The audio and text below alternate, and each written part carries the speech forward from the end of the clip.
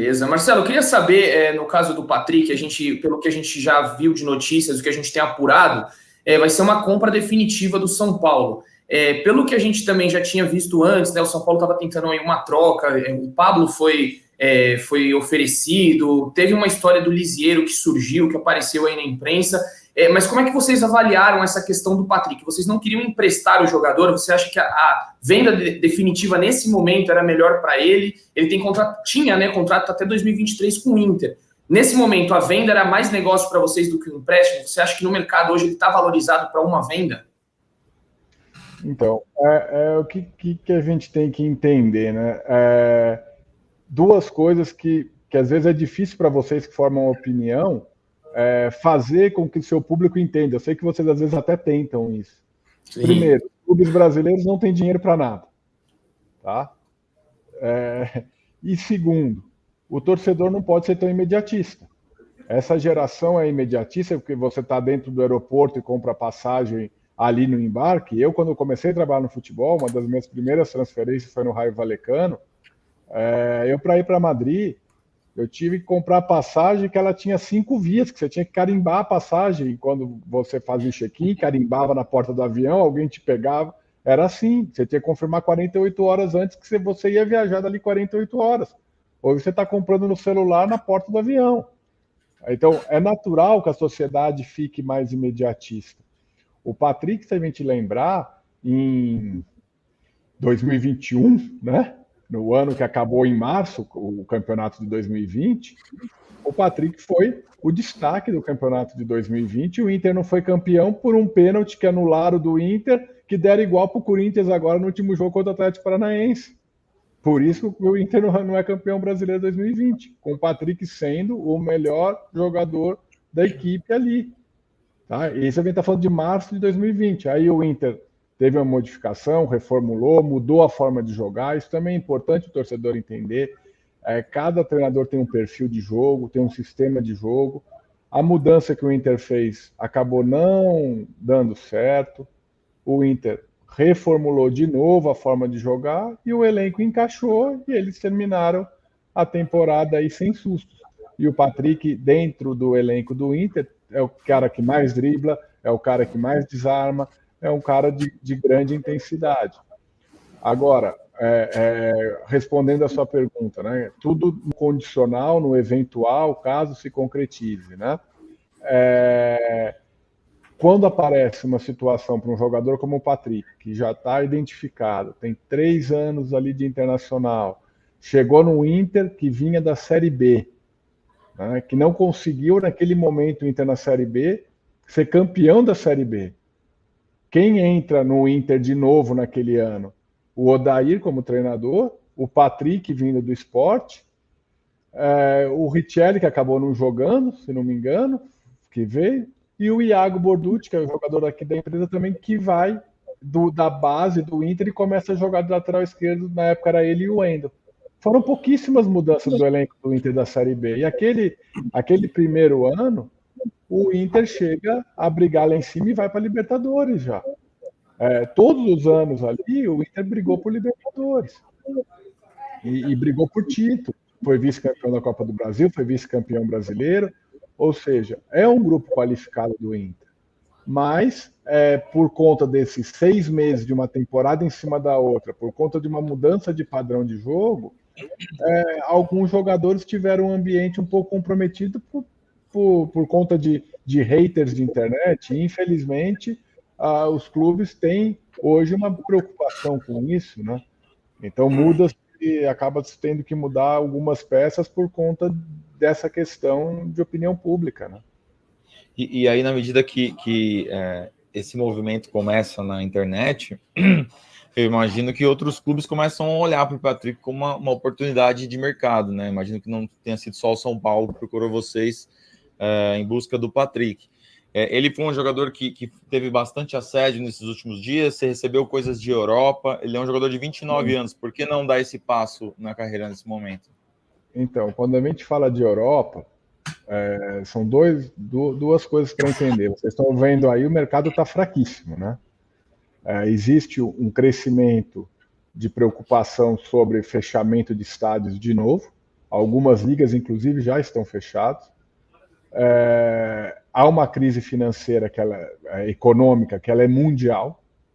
Tá? A China, os clubes da China nenhum está pagando. Tem 1 ou 2 clubes que estão com salário quase em dia. Eu tenho um jogador no Guangzhou City que não recebe desde agosto. Tá? Nós estamos falando de China, com empresas que são públicas, né, por trás dos clubes. Então, no fundo, é o Estado chinês que está devendo, se você for esticar essa corda. Então, a crise econômica ela é mundial e o futebol não fica fora disso. Aqui, respondendo a pergunta do assédio pelo Patrick no Brasil, tiveram vários clubes que procuraram. No início, o Inter não aceitava fazer nenhuma negociação aqui para o Brasil.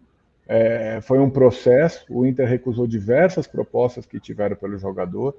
Hoje, os clubes mais capitalizados do Brasil,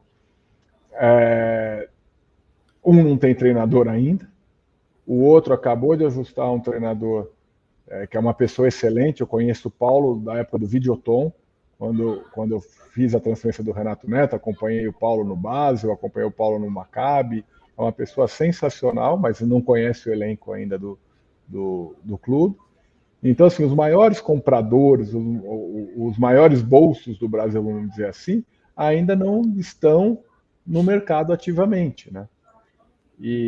Então, por isso que a gente vê ainda um mercado um pouco morno por aqui, né? Porque tem que sair o dinheiro de quem tem para depois fluir na cadeia, né? E o que teve de diferente nessa proposta do São Paulo que fez o Inter se inclinar? Talvez a incluir a negociação com o Lisieiro, ou foi uma decisão financeira? Porque a gente, pelo menos, ouviu os rumores que até o Santos tentou botar o Marinho, né, numa troca com o Patrick, e o Inter fechou as portas no início. Não sei se também foi verdade isso. Então, como eu te disse, o Inter teve procura de diversos clubes, mas que não existia uma contrapartida financeira de início, era uma contrapartida de atletas, e o São Paulo conseguiu equalizar muita competência do Rui aí na negociação para lidar, né, com a questão de falta de fluxo de caixa, né?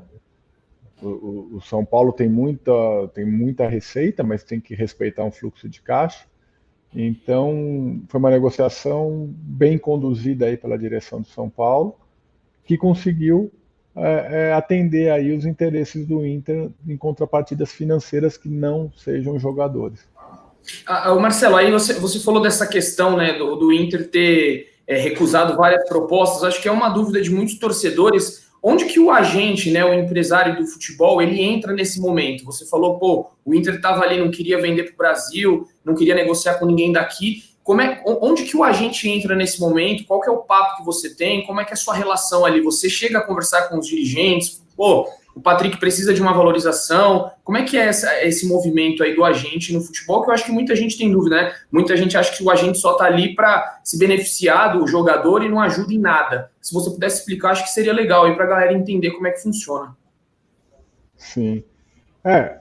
Assim, falando por mim, né? Porque existem vários agentes aí no futebol, né? A Thinkball é uma empresa que tem 21 anos de mercado, né?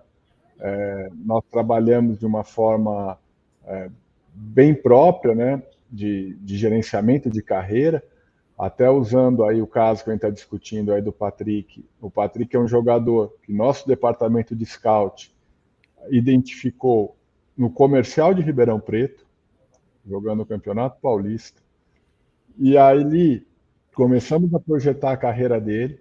Era um jogador muito interessante nas valências físicas, um jogador de muita intensidade, com técnica, e aí ele vai para o Caxias, aí de lá vai para o Goiás, né, naquele momento até uma história interessante, se vocês estiverem na Globo, que com certeza vocês têm, o jogo Goiás e São Paulo foi o último jogo do Campeonato Brasileiro daquele ano. Eu não me recordo o ano que o Goiás foi rebaixado e o São Paulo lutava pela vaga na Libertadores. Aí, terminado o jogo, o Rogério vai no Patrick. Mas o Rogério é o goleiro, né? Ele como goleiro na época. Ele vai no Patrick e no Bruno Henrique e fala, pô, eu quero vocês no São Paulo. Cara, olha aí, história maravilhosa, já para soltar uma nota daqui a pouco, Aí hein? o Patrick me liga depois do jogo, fala, pô, doutor, o Rogério veio depois do jogo aqui, falou que, porra, que gostaria de me ver no São Paulo, eu e o Bruno, né? O Bruno Henrique está no Flamengo hoje, né? E aí, na época, era o Gustavo, o executivo do São Paulo, Gustavo, filho do Sócrates, e aí eu conversei com o Gustavo, eu não me recordo bem quem era o treinador, mas era um treinador gringo que o São Paulo estava conversando para vir na época, aí o Gustavo, vê lá com o Goiás. Goiás é um time, né, que é muito duro nas negociações, e o seu Ailê, que é quem tem a última palavra lá, falou, ó, Robalinho, Patrick não sai do Goiás. Para o Patrick sair do Goiás, eu tenho que sair também. E aí não teve negociação naquela época com São Paulo, e o Patrick seguiu no Goiás, Sport, Inter, é toda a história que a gente tem, mas indo ali para a sua pergunta, o empresário, o agente, ele tem que lidar com essas oscilações de mercado, né? Então, assim, chegou num momento que nós temos aqui nosso departamento, né, que investiga essa parte de mídias sociais, essa parte, né, de entender o posicionamento das torcidas, e chegou no momento que a gente entendia, junto com a direção do Inter ali, que aquele áudio que vazou, né, do Paixão acabou trazendo para alguns jogadores, né, no caso para o Patrick, um peso que não era dele, né? E assim, tem várias formas de você interpretar as coisas. Ali foi interpretada de uma forma assim, ó, o jogador é muito bom jogador, ajuda, mas está na hora dele ter um desafio novo, né? E isso acabou levando a torcida a pensar, não, são esses caras que não estão ajudando o time a ser campeão. Mas o estrago foi feito, né?